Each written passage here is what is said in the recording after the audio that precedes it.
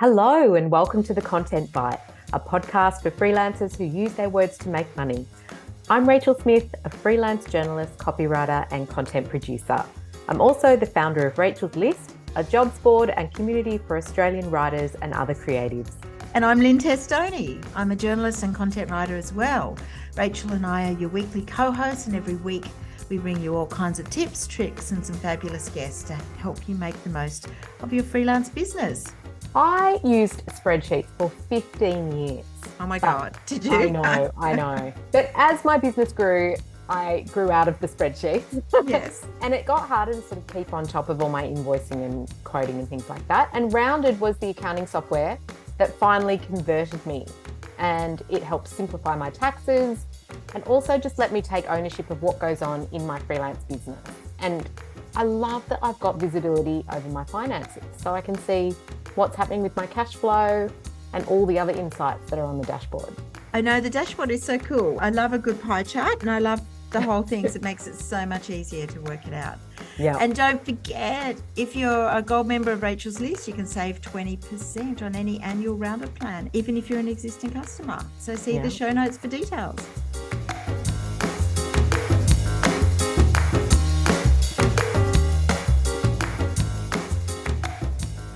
Hey Rachel, how are you? It's nice to see you. I know, you too. It's very weird to be back, isn't it? Because we pre-recorded so many things before our holidays, yeah. And we're back in just a little bit late this week because of events. Our lovely editor being on holidays. Yes, we hope that Josh has had a great cruise. Has he been on a cruise? I did not know that. He's been on a cruise. Yes, how nice for him. Cruising is the new big thing. Yeah, I was reading about it. Yeah. Everyone's on a cruise. Yes, everyone's on a cruise. Yeah. So we were going to talk about different types of collaborations that freelancers can do or set up to get work, because I think we're all looking to collaborate a bit more and work together. I love this topic. Even if collaboration isn't your word of 2024, and it's not mine, but it might be your word. It should actually be really it's a great word for 2024. Yeah, because it can really, if you do it in the right way and you do it with the right people, it can really send you lots of, regular work, rather than just being a lone ranger, I think. I think so. And I think that you and I, particularly Rachel, are really connected with the freelance community. And that's been great, as well as getting a lot of moral support and great ideas. It's amazing how much work it brings you, sometimes sort of accidentally. It's not necessarily directly. Yeah. Because I'm a strong believer about the abundance mindset, which sounds a bit woo-woo, but you know what I mean, rather than scarcity, which some of us might have thought that there's not enough work to go around, and if we share, we'll lose our opportunity. But it's actually the opposite, isn't it? Yeah. Yeah, it definitely is. And I know that, the more that I am connected, like you said, we're connected with the freelance community, the more that I'm connected with people and the more my network grows and all of that, the easier it is to reach out to people who have become friends and to say, hey, I'm a bit quiet. Yes. Do you know of anything going? And that's not like you're saying, hey, I'd really love all your contacts so that I can reach out to them, because that can actually feel a bit icky, and it's not the way to go about it. It's really more about saying, I know you have your ear to the ground.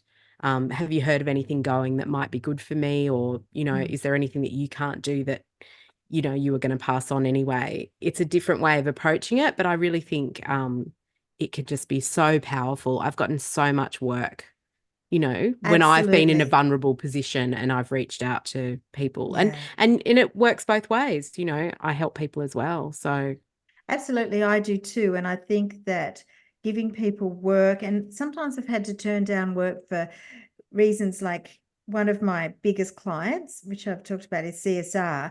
They're a really big player in the building community, that niche, and there's a lot of, they've got some serious competitors, and I can't work for the competitors. They give me so much work, but their competitors have often approached me, and that's when I've referred work to other people. And that's been good. And also, I think it makes you look professional. Like sometimes agencies have approached me and I say, I can't do that because of my work with CSR, but I can recommend the people. I often recommend Carrie Hutchinson, who is a great friend of the podcast she's been on, and she spoke at the summit, or Joanne Hawkins, both of whom I've worked with and work in the interiors and building niche as well. And I think it makes me look good because both of those writers are great writers. They'll always make me look good. And I think that's important. And sometimes people from the agencies have come back with other clients and said, oh, I know you couldn't do this, but can you do this? And it works. And it makes me, instead of me saying no, it's don't you have this thing? The yes and? Yeah, I love that. So I say yes, rather than saying no, I'll say, I probably can't do that, but I can really recommend these people. Yeah, absolutely. It's important to do that.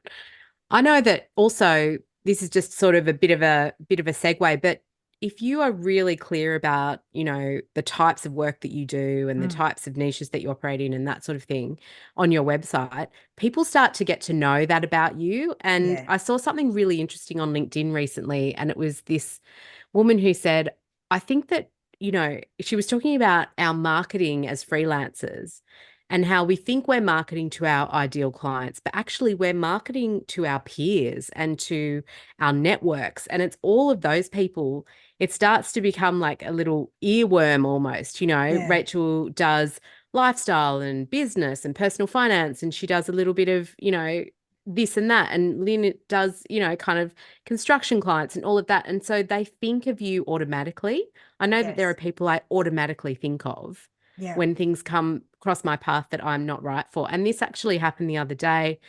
I was on LinkedIn. I was contacted by a list member, Julie Lee, who was writing something for Bunnings, and it wasn't her wheelhouse. And she said, would you like it? Because I thought this is so what you might be good for. And I thought, yes. And then actually it was so ended up that I was put back in touch with an editor that I used to write for at Body and Soul. Oh, wow. So it's such a small pond that we're in. And it was so nice to reconnect with that editor after so many years, So yeah, all those little things that you don't think about, keeping your website up to date, doing your marketing, all of that sort of stuff, it all kind of can, come back in a nice way. I also think being active in communities such as Rachel's List and the Freelance Jungle and Jennifer Gregory's group as well, the freelance content marketing writer, I do think where there's quite a few people that I see in those forums, and that's great. And when they post, it reminds me about them. LinkedIn, I'm connected to most people on LinkedIn. Pretty well everyone we've ever had on the podcast, which has also been great. We've extended our network by all the guests and everything we've had on the podcast. And that's helped with the summit because it's given us this huge pool of talent to pull from when we are planning, which we are planning. We can't say too much, but we're at the very exciting stage of Post-it notes on Lynne's dining table. Yes. Which is super exciting. But today we wanted to talk about being really proactive about collaborating and the really specific ways that we do that. Some and good what stories. Works for us. Yeah. You start. Okay. So something I really love doing is, and this is just a kind of a new thing. I've always done it, like written website copy for small businesses, but I absolutely love it. I just love digging into a website and, even from scratch or even taking an existing website, figuring out what's wrong with it. I collaborate with people like Rashida Tayabali, who might do keywords if I can't do them. And we're just about to collaborate on a project together. And so just pulling all those people together and all those threads to make it work for whatever the website goal is, but actually getting down and writing the copy. So I was really excited because a web designer found me and reached out to me as he needed a regular copywriter for the kinds of people that he was building websites for. So he would come to me, say, can you write the copy for this client? And then I would send it and he would build the site. So it was actually really nice, Oh, that's lovely. And also you get to, when you collaborate with somebody, quite regularly, start to get to know each other's working styles, don't you? Yeah. You set it out in the way that he likes it presented and vice versa. It makes the whole thing a lot more efficient, doesn't it? Well, actually, when I first started, I would just file copy on my copy deck and that would go to the client. We've talked a little bit about this kind of doing a prototype of website pages. And I showed you the Draftium stuff that I love I use. Draftium. We should put a link to that in the show notes because I thought it was so impressive. It's a great wireframe, isn't it, for It's websites? amazing. So you can very quickly and easily put a black and white kind of prototype together of an about page or a home page or a services page or whatever you're writing. And it's so much easier to visualize how the text might look on that. And I assume it's easier for the designer as well. Well, yeah. So basically, I've started doing that where I'll still supply the copy deck to the client, but I will also supply Draftium links for each page. And the client can instantly go, wow, okay, I get why you've written that as a pull quote, or I get why you've done these as headlines. And, I can visualize what will be on the buttons and all of that, all the UX and stuff like that. And the web designer was stoked when I started using Draftium because he was suddenly presented with almost a design to work off, like a plan. Like a bit of a roadmap. And so, he still sends me clients and I love working with him.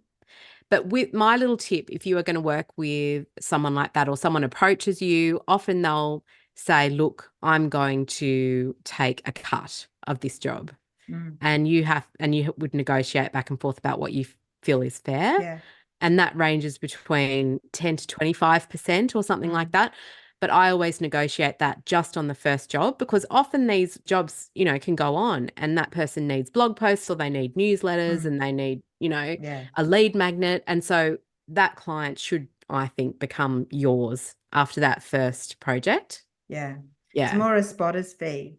Yeah, exactly. Than a exactly. trailing commission. Yeah, good idea. exactly. So that's my first one that's been quite good, quite lucrative. Yeah. Oh, fantastic. I think I've already mentioned collaborating with other design writers, and because that's what I do. And I think it's nice to know people in your space. I think it's great. And to foster a sense of community rather than competition. So giving each other overflow work and non-competing stuff, and sometimes even recommending them if you sometimes there's more copy than I can do, or they want some clients, particularly for big projects, might want 2 or 3 writers. So honestly, it's really nice to say, do a project with somebody like Carrie, who I know I can trust, and I won't be sort of having to redo her work or edit her work. You want to work on something. So that's important too. Now, because I work in the interior space, I guess my second tip is about building community within professionals, and similar to what you're doing with your graphic designer. So I work with a lot of interior photographers and also stylists and occasionally even like experts. So there might be something like, I have a lot of interior designers. I sometimes I do copy for them. Sometimes I do projects with them. Sometimes they come to me, and then they often come to me to pitch stories or articles to the design media, because I write for particularly Home Beautiful and Inside Out. So sometimes they'll say, I've got a great house, and they'll give it to me to pitch. So that gives me extra work as well. And I find that being in that niche, it's quite good. And also I've built up contacts in other states. So I've got often people, like I've got a couple of interior writers that I've used in Melbourne. Like there's a great photographer I've used in Canberra, and there's been some video people I've used in Brisbane as well as Sydney. So I think that helps to build your network, and sometimes they've given me work as well. I think that's helpful. That's what we were talking about just off air before. Like if you're in a niche and you want to, work with aligned businesses in that niche. So you might go after a web designer who specializes in doing, websites for stylists or websites for tradies or something like that. And that sort of, you become the go-to copywriter for that because you already have that knowledge and you know all the terminology and that sort of thing. Yeah, I think that's really important. And also, we should mention as well that while it can be really useful being in freelance groups for picking up and collaborating and Mm, picking up work, definitely is on Rachel's list because we have an overflow work policy in the group where people can share jobs. mm. We think that you also need to get away from freelance groups in a way. Get into industries. Industry groups can be Mm. fantastic because you end up being the only copywriter among That's all what these Abby businesses. said. We had Abby on the said that. podcast last week. Yeah. Yeah. So it's really useful as well to think about that. Think about what business groups could you join Mm. that might be where you could pick up jobs or Say, for instance, if you're sort of write websites for accountants or financial people, so yeah, being in Facebook groups or industry groups that cater to that. Sometimes you can do presentations yeah, to them. I do a lot of work for industry associations, which is also a great source. I mean, one of my clients is the Landscape Association, so there's a lot of landscape designers in that, and I've interviewed them and spoken to them, and then it all feeds, and I often get work through their members, which is great. And we know a lot of Rachel's listers Mm. do the BNI type chapter Yeah, groups. There's also a great one, a similar one called Chatterbox, which Martin Sully, we've had him on the podcast, and yeah. he runs a business group Mm. similar to that where they all meet up regularly. So that sort of thing can be really good for collaborating Mm. as well. And we might put a link to Abby Prendergaster's. She did the tutorial Tuesdays with Yeah. copy hackers, and that was on YouTube. And it's just such a fantastic Mm. YouTube video to watch if you wanted to sort of think about how can you leverage Facebook groups to start collaborating with businesses that are aligned to yours. Yeah, that's great. Yeah. I think that would be useful. Mm. Yeah. Well, my second one was the graphic designer, and that All is right. Justine Ramsey. She is a longtime mate of mine. We went to school together. We've collaborated on just about every business I've ever started. She's done pretty much every logo. I think Mm. not the content bite. She was busy. Ah. Jenny Lee did our lovely logo for that. But yeah, Justine has done so much design work and we've collaborated on so many projects together. And she will often come back to me. She recently came back to me about a South Coast magazine that she was designing and they Mm. needed a sub editor for Oh, that. fantastic. So she thought of me and I got that gig. And so graphic designers can be a really great source of work if you reach out to people that you know and they need a writer, they need the words. It can be a way of also picking up jobs. Well, I've picked up a few jobs. I answered a call on FAFAs, which is the finder's fee thing with, I did a cookbook. I did Mm, some copy editing for a cookbook, but that particular, I think she calls herself a project manager. She's more of a food stylist and everything, but she also project manages a lot of books and cookbooks and everything.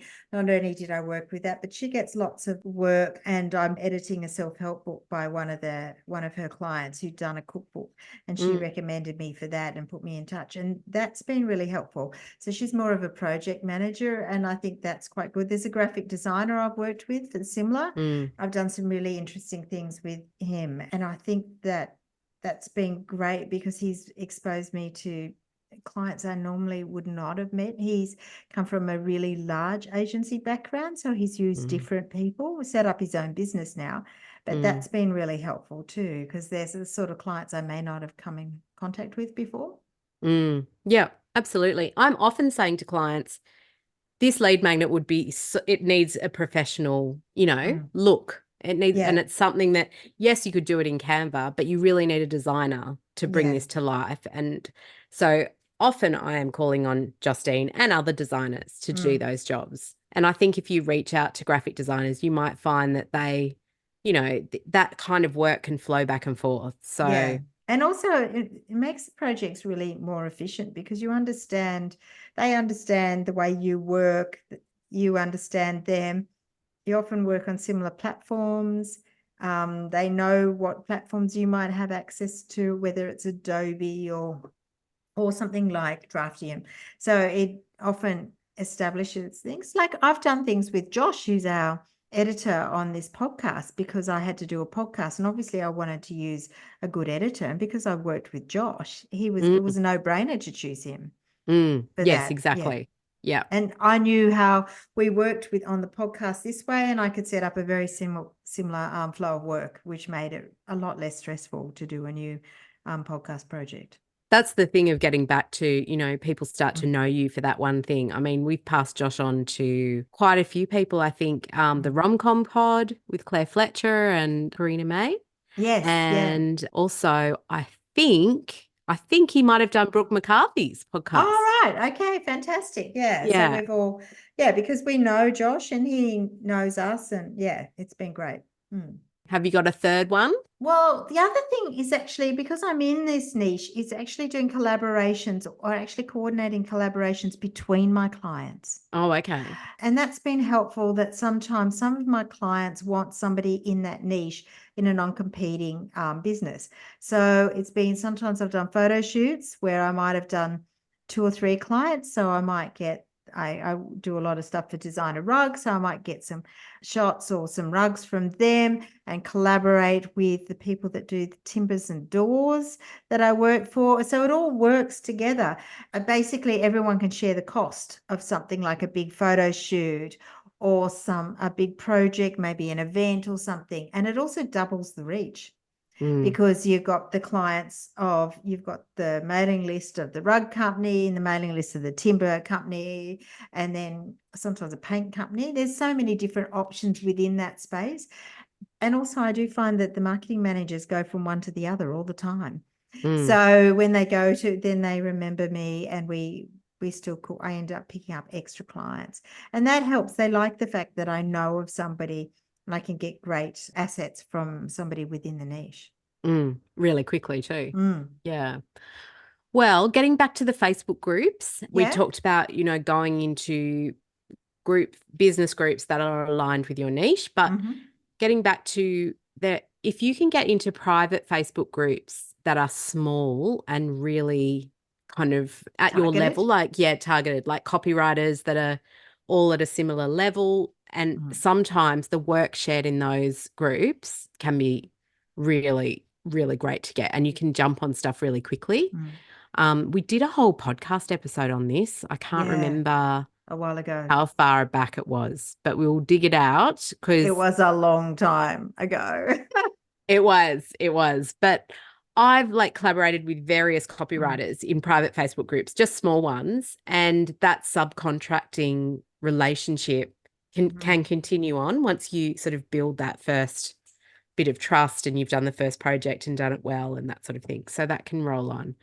But they can be hard to find. It's like you've got to be invited, or someone will say, have you heard about this? And you'll go in, there might only be 100 people in there or something like that. You mentioned Rashida before, because her specialty is SEO, and that is something I know you do, but Rashida, that is her real specialty, isn't it? Yeah. So somebody like that, when you think she could probably do it fast, like I do a little bit of SEO, but not to the level of either you or Rashida. So I definitely use her to do a project, especially if time was of the essence, because I know she'd be a lot more efficient at that particular specialty. Yeah, that's right. And that's why I'm using her on a project that I've got coming up. It's a website, but I can't jump into it until, it's literally a month's time. And the keyword research needs to be done before then. So it just makes sense to outsource that part of it. And I think that's a great idea. Yeah. And I think having that relationship is really good, because you end up with some trust. And I also think it also helps working with people that you know and trust, also helps on things like the back end of it. So the invoicing is simple. They have your bank details. You trust them. You know you're going to get paid on time. You know the rates are going to be reasonable. It does save you a lot of, if people come from within that network, they're on, as you said, something at your level. So you're not sort of writing a blog post and finding out they only want to pay 5 cents a word. So you already know that they're where the expectations are. So going through the community means that you sort of know what you're in for, and so do they. Yeah, that's really why we get asked all the time, why do you pre-approve people for Rachel's list? And that's part of it, because there is a wide variety of experience at Rachel's list, but we want to make sure that you are kind of earning a living, you're making money, as a writer in that business. And if you're not and you're starting out, we have an entry level list, but we can sort of move you up to the main list. But it means it's easier to collaborate if you're all more at that level. I think so too. It makes a big difference. And it's also about supporting each other and the industry to be appropriate and professional. Like, that's the worst thing, is sometimes when you go out of your sort of like your bubble a bit and you can work with somebody who's just not operating it the way I'd like to operate, whether it's professionalism or speed, efficiency, quality of work. Like, I know people in the network, I know people are going to be good. So we're going to quickly recap. I think this is a bit of a shorter episode, but start thinking about collaborating. Start thinking about who you could collaborate with. Write a list. Join communities like Rachel's list. Very useful. What are your tips? Collaborating, getting to know other writers in your niche, I think is important. Don't see them as competitors. Be really clear about what you do and really bake that into your marketing, because people start to remember, you know. And also suggest to your clients about collaborating with each other if that's appropriate. I think that's a really good thing, because I think sometimes people look about it in boxes or siloed without actually thinking about how it can flow from one to the other. Plus, it's also a great way of reaching out to former clients about existing clients. So that's a great way of reigniting the conversation as well. Absolutely. Open those doors. Great. Yeah. Fantastic. Well, we hope that's given you some collaborative ideas. Yes. A great way to start off the year. Yeah, definitely. And we'll be back next week. We will. Maybe with a guest. I'm not sure. I think we will. I think we have a guest. As you can see, we're still a bit too relaxed after our holiday. We're in holiday mode. Not really, sort of. Okay. See you then. Right. Bye. Bye. Thanks again to our wonderful sponsors, Rounded, easy accounting and invoicing software that helps freelancers run their business with confidence. And don't forget, if you're a gold member of Rachel's List, you can check your welcome emails for an exclusive discount code on the annual subscription rate. You can also find it in the private Facebook Gold group, or just contact us at hello@rachelslist.com.au.